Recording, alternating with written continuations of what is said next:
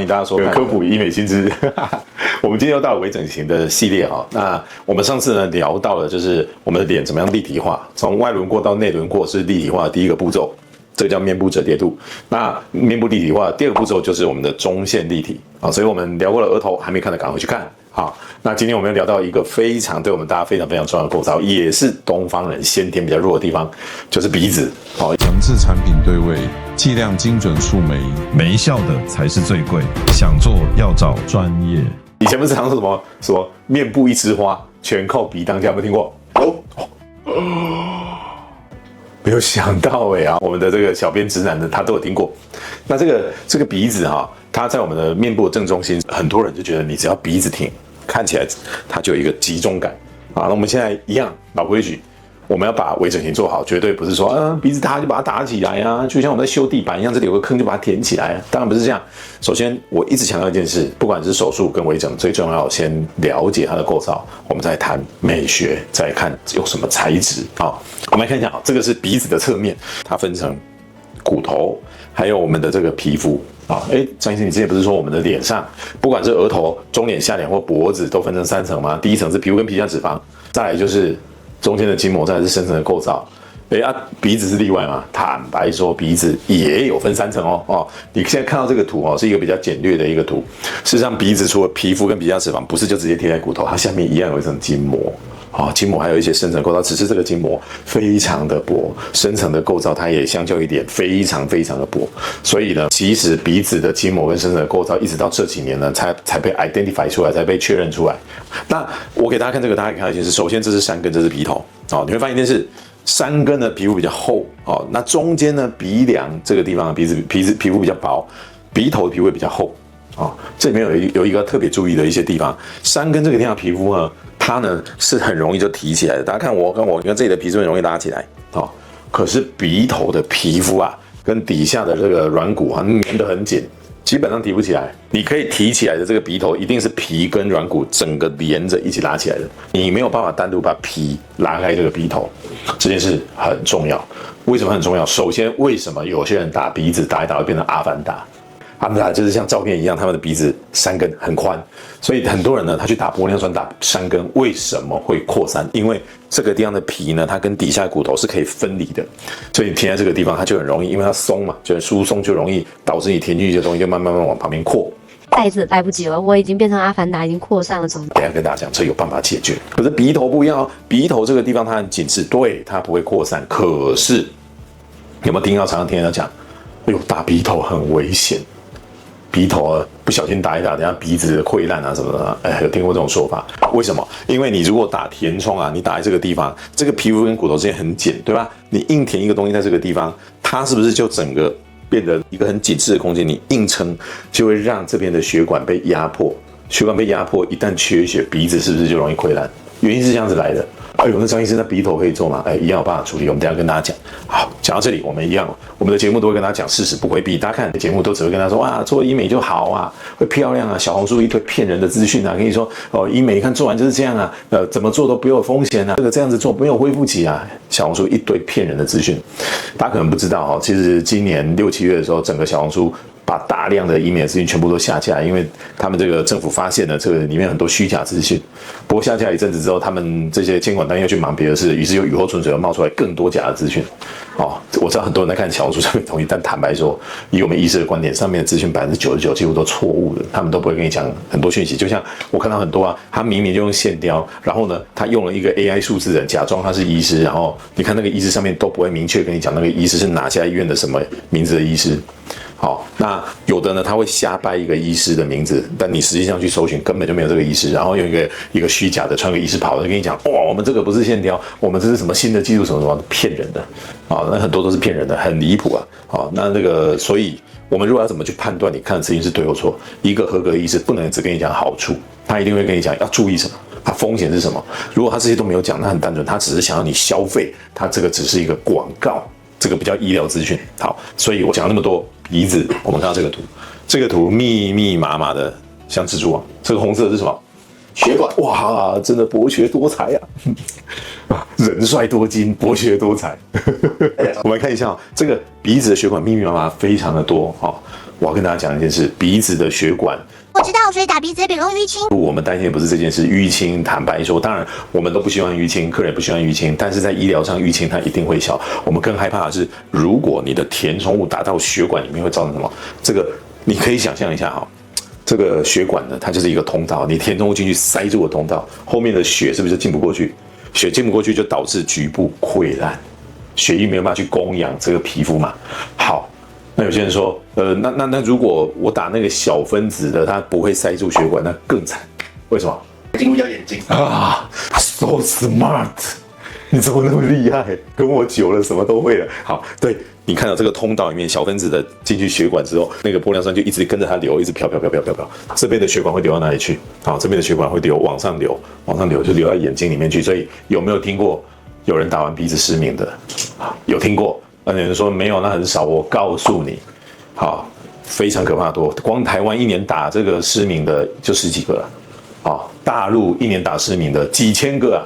你有我夸张不？这是真的啊！因为我常跑大陆演讲，在很多医学会认识很多大咖的医生。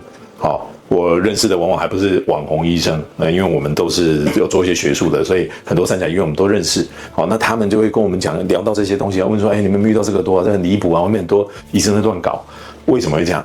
因为这个鼻子的血管，它跟我们的眼睛相同化。上一次阿姨不是来跟我们讲怎么鼻子变美，一开始讲这么恐怖，谁敢做啊？我跟各位讲，这个一样是可以避免的啊。但在讲这个之前，第一件事，这个是事实，我必须要我是当医师，我要有这个责任心要跟大家讲，打鼻子不要乱打。第二件事，甚至有一些有担当的原厂，填充物原厂，它甚至发函给各诊所，请不要拿我们产品打鼻子，这个风险太高了。好，就知道连一些卖货的原厂，他希望你多打，都叫你不要打。好，那怎么办？有方法。第一件事情。你如果真的要用填剂打的话，剂型的选择当然就比较重要。我们一般不会选太小分子的这个剂型。第二个非常重要的地方，它用的针啊，要用粗的。有没有震惊？除了钝针，哇，我对你真的越来越敬佩了，怎么那么厉害？奇怪，你没有进来手术房看我们做，你怎么都知道呢？因为你有讲多关于的知识，观众你们要多看。一直在强调什么叫钝针。好，我们来看一下哦。好，假设呢，这是。什么叫锐针？锐针就是它前头是尖锐的，你这个针呢一插过去呢，这个就像一把刀，尖锐的刀，它就可以突破所有的东西，它就可以插破血管，插破组织。好，那什么叫钝针？钝针就像这一头它是钝的，它插不破，所以它插不破皮肤，所以我们在用的时候要用另外一个小的尖针在表面用个小伤口，然后再把钝针放进去。那为什么要用粗的钝针？因为如果这个钝针它太细的话，它的前端很细，它插到血管的时候，它一样可以戳破血管。如果是粗的钝针，假设我的拳头是粗的钝针，好，你用再大力，你都很难去穿到血管这个管道里面。你可能会把血管弄破，可是你就顶多淤青嘛。我们现在害怕的是你针插进去血管里面，在里面一推，这些填充物就顺着血管一直流进去了，栓塞或者是跑到眼睛，这是不是就很可怕？所以粗的钝针才是安全的。好，跟各位想的不一样，很多人都打成那种细的钝针，针孔小小的看不到针孔不？会打成的医师，我们有一些方法可以藏针孔。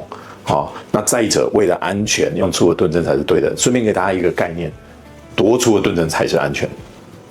多粗的钝针10mm 以上吗？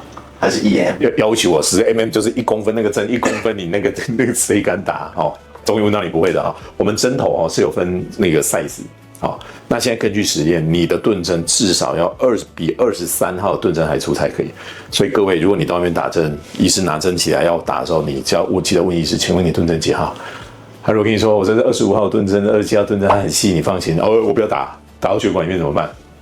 安全最重要。你要说我要换23号以上的钝针，甚至有某些部位，你知道很多医师都来跟我上一些解剖的东西嘛，应该这座岛上很少人比我对脸部的解剖还要熟啦。那所以我常常在开脸部解剖的课程啊。我明年会在这个台湾开解剖课，我明年在泰国也会开解剖课，我明年在大陆也会开解剖课。现在他们时间都已经陆续跟我敲定，那我再跟他们讲，我讲更细，某些部位的钝针甚至要用到更粗，用到21号。那有几个部位甚至要用到18号。钝针是数字越小越粗，18号比23号粗。好，23号比21号细，所以各位在打针至少你要有概念，要选23号盾针。如果是鼻子的话，我建议至少要21号盾针，这样你才不会把东西打到血管里面，才确保你的安全。这是第一个避免的方法。看你们看到这个血管会跑到眼球里面去，是不是非常的可怕？第二个事情就是，除了我们可以用这种凝胶式的东西去用鼻子，第二个避免的方法就是可以干嘛？用线做鼻子啊，也有人叫鼻雕。哦，那它有一些它的好处，我们等一下再跟大家讲。你想想看，这个线是不可能塞住血管的，线也是不可能跑到血管里面的，所以这方面它很安全。所以哇，用线做鼻雕是无敌，是万能的，真的是这样吗？不，我们等一下再跟大家聊一下哈。好，我们现在看一下，我们继续讲鼻子的构造。我之前一直在很多影片都在讲啊，在微整形很重视一个观念，叫做光影的变化。Topography， 我讲了好多次哦，鼻子也有它光影变化。我们鼻子的光影变化，我们把它分成这6大区啊。为什么它很重要？你想想看，如果你的鼻梁、你的山根跟旁边两侧的脸，你没有这样一个光影的变化，它看起来就是很宽。其实有很多的人啊，他来就说我觉得我鼻子太低了，可是我拍照的时候，我从侧面拍，我从斜视图拍，我鼻子是高的啊，为什么我正面看起来我鼻子很塌？因为它缺少了光影的变化。简单讲就是它的鼻梁太宽，它可能侧面是高的，可是当它鼻梁太宽的时候，好，它整个鼻梁很宽，它缺少了这样的光影变化，它看起来就没有挺立的感觉。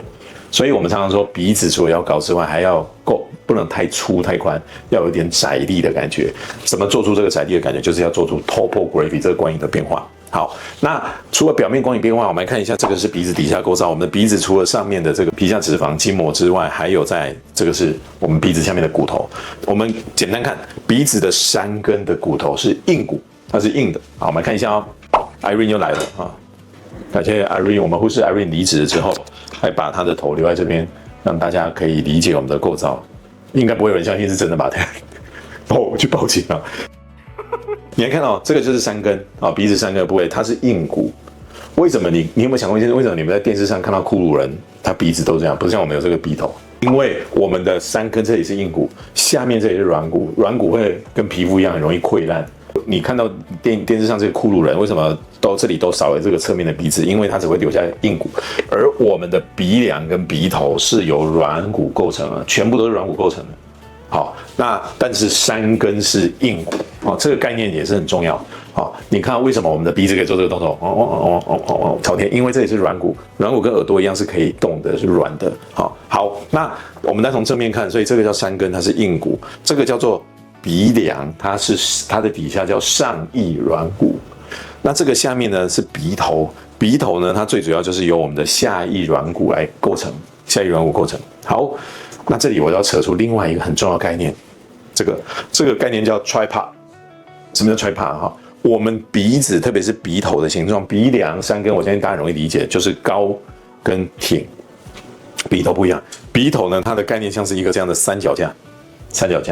你今天的这个三脚架，如果上面的力量比较强，它的鼻头就往下，让你比较阴沟。但是如果你的下面鼻小柱这个地方呢，就是下面这一段的软骨比较强，它把往上挺，你的鼻头就往上翘，或是比较朝天。好，所以我们就会利用这个三脚架。好，就像我们摄影师他在录影脚下面放的这个三脚架，鼻头也有这个三脚架的观念。让大家讲，这是一个很简单理解的观念。所以如果你今天有点朝天，你要怎么做？你要把你上面的地方加强，然后往下。如果你希望你鼻头稍微有点微微翘。或者是你要把那个鼻头撑高一点，让鼻翼往内窄一点，你要做的事情是什么？你的鼻小柱要往上撑，这个是一个三脚架的概念，记住哦。好，那讲到这里，我们就要讲到三脚架啦。我们经常提到说要把鼻头往上撑，于是就很多人说，张医师，你刚不是说鼻头很危险吗？在这边打东西，这个地方皮肤跟底下的软骨粘在一起，你只要随便打就会压力很大，就会坏死吗？好，那是对结构不了解的医师。我们的鼻头呢，我们刚看的都是表面，但是事实上鼻头的里面、深面这里有一个空间。好，那我之前在很多地方我有讲我们深层我们的脸分成3层嘛皮肤、皮下脂肪筋膜的深层，在这些深层的部位通常很多人会有一个错误的观念，很多的民众有错误观念，都觉得越深越危险。但事实上，脸在很多地方刚好相反，浅层的血管多，打填充物非常容易打到血管坏死。鼻子也一样，鼻子的深层像在鼻头的深层有一个地方它是没有血管的，打在这里就很安全。懂的医师呢就可以打在这个区域。就可以把你的鼻头撑起来，就可以改善什么？你鼻头下塌，就可以让你鼻头翘，让你鼻头挺，这就很重要。好，所以知道结构重不重要？很重要，因为知道结构才有办法保障你的安全。知道结构重不重要？只有重要，因为才可以做出你想要的美学的形状。好，我们再来看，那鼻子有所谓的比例。张医师我知道，三庭五眼什么什么哈。那鼻子呢？其实我跟大家讲结论呢，因为每次大家看这个，那个好多比例怎么样，我跟各位讲，可能跟大家想的不一样。事实上，很多做的医师，他在他的网站上或者他来讲这些比例也只是讲而已，因为事实上很难去做，因为很多也是做出这个让你看起来放在网页上看起来很专业啊，有这些比例的东西。那这上面有什么角度比例啊？到底实际上怎么用？因为很多医师甚至自己都不知道啊，那个只是好看而已。好，所以我今天趁这个机会顺便跟大家讲我们脸的一些比例，我们到底怎么看比较准。好，我们脸呢，基本上呢大比例就是所谓的三庭五眼。但我上次有跟大家讲，事实上如果要看更完整，所谓的四庭五眼。什么是四庭五眼啊？你还没看到额头那一集，赶快去看。好，那个如果是以宽度的话，五眼的意思其实它已经告诉你一个很重要的东西了。整个脸以宽度来看比例，是以眼睛。好，什么叫眼睛？就是眼头跟眼尾的这个宽度当做一单位。好，为什么用眼睛当单位？因为坦白说，有些人说，等一下张医师，我们有时候开眼头、开眼尾会让眼睛变大，可是你开眼头、开眼尾，那个眼睛变大的幅度也就是1-2 mm。不会有人开眼头让你的眼睛多3 mm 的，好，也不会有人开眼尾开一开让你的眼尾往外宽超过2 mm 3 mm，不可能的。所以我们用眼睛来当这个宽度的比例是很适合的，因为你就算后续你做什么事情，我们眼睛上下的宽度可以差很多，但是左右宽度大小很难差太多。好，就像我说开眼头也只是把门骨折用开，不是让你整个宽很大，开眼尾也没有办法让你的宽度一次性超过2 mm， 不可能。好，所以我们在做所有宽度的比例都是用眼睛当单位。好，记清楚了。那眼睛当这个宽度当单位，我们的鼻子所有的比例都从这里开始。首先，一个好看的鼻子在脸上正确比例，鼻翼的宽度跟眼睛的宽度大约是一样的。好，这里又有一件事我们的这个2个眼头之间的距离。眼头之间的距离，就是2只眼睛之间的距离，也差不多跟我们的单一颗眼睛的宽度是一样的。这是一单位啊，这也差不多是一单位。好，也就是你的鼻翼尽量，首先要跟你的一只眼睛宽度差不多，尽量的也是限缩在我们2个眼头垂直往下。如果你鼻翼的宽度超过你眼头的宽度，那在比例上而言，你的鼻翼看起来是比较宽的。好，先记住这件事，鼻翼的宽度。好，再来。鼻翼的宽度跟我们鼻头的高度，一般而言大概是1:1。有些人他可能比较混血，他比较高，他想要在荧幕上面比较显眼，那可能是1:1.2。好，所以但一般如果追求自然风的话，鼻翼的宽度如果是一单位，你的鼻头高度大概也是一单位，不然像有些人做的很夸张，会变小木偶啊。好，那你现在知道了。